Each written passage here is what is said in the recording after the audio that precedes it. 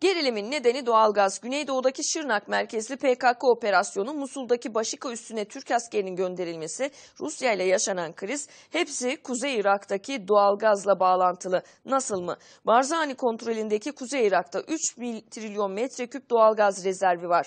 Bunun yaklaşık 500 milyon metreküplük bölümü bulundu ve üretime başlandı. Gazın Erbil, Şırnak, Yumurtalık boru hattıyla Türkiye'ye getirilmesi planlanıyor. Mehmetçik de hem Başika hem Şırnak hat güvenliği için çalışıyor.